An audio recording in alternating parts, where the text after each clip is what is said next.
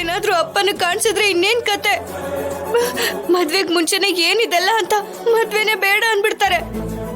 ಅಯ್ಯೋ, ನನ್ ಜೀವನನೇ ಯಾಕೆ ಹೀಗ್ ವಿಡಿಯೋ ಮಾಡಿಡ್ತಾ ಇದ್ದಾರೆ.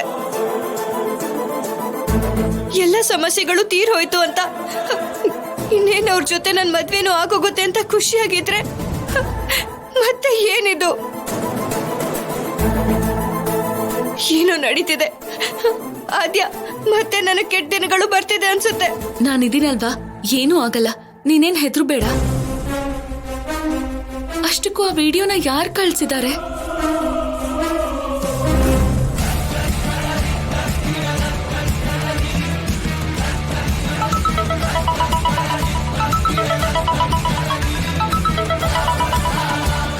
ಆದ್ಯ, ಯಾರೋ ಫೋನ್ ಮಾಡ್ತಿದ್ದಾರೆ. ಆದ್ಯ, ಆ ವಿಡಿಯೋ ಕಳ್ಸಿರೋನೇ ಆಗಿರ್ತಾನೆ. ಸ್ಪೀಕರ್ ಆನ್ ಮಾಡು.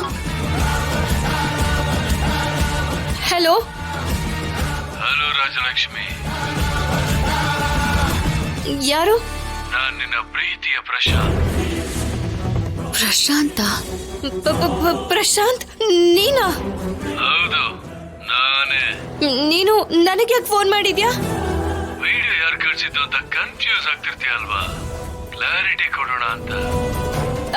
ಆದ್ರೂ ಆ ವಿಡಿಯೋ ತೆಗ್ದಿದ್ ನೀನಾ? ನಿನ್ನ ಜೈಲಿಗೆ ಕಳ್ಸಿದ್ರು ಇನ್ನೂ ನಿನಗ್ ಬುದ್ಧಿ ಬಂದಿಲ್ವಾ? ಹೇಗ್ ಬರುತ್ತೆ ರಾಜಲಕ್ಷ್ಮಿ? ಇನ್ನೇನ್ ತಾಳಿ ಕಟ್ಟೋ ಟೈಮಲ್ಲಿ ತಪ್ಪಿಸ್ಕೊಂಡು ನನ್ನ ಜೈಲಲ್ಲಿ ರಾಗಿ ಮುದ್ದೆ ಮುರಿಯಾಗಿ ಮಾಡ್ತೀಯಾ? ನೀನ್ ಸುಮ್ನೆ ಬಿಡಲ್ಲ. ನನಗ್ ಸಿಗದೆ ಇರೋದು ಇನ್ಯಾರಿಗೂ ಸಿಗೋಕ್ ಬಿಡಲ್ಲ.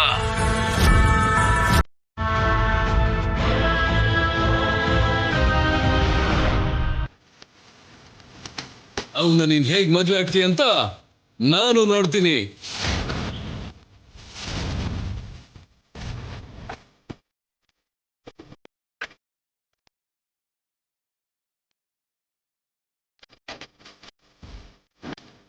ಈಗ್ಲೂ ನೀನು ನನ್ನ ನೆಮ್ಮದಿಯಾಗಿರೋದಕ್ಕೆ ಬಿಡೋದಿಲ್ವಾ?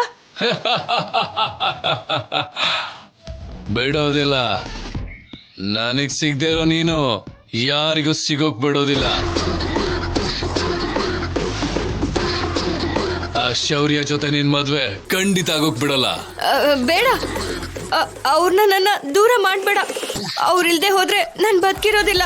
ನೀವಿಬ್ರು ಸಂತೋಷವಾಗಿದ್ರೆ ನೋಡ್ಕೊಂಡು ನಾನ್ ಸಂತೋಷವಾಗಿರೋಕ್ಕಾಗಲ್ಲಲ್ವಾ? ನಿನ್ ಮದ್ವೆ ಆಗಕ್ ಬಿಡಲ್ಲ. ನೀನಾಗ್ ನೀನೇ ಬಂದು ನನಗೆ ನೀನೇ ದಿಕ್ಕು ಅನ್ನೋವರೆಗೂ ನಿನ್ನ ಸುಮ್ನೆ ಬಿಡಲ್ಲ.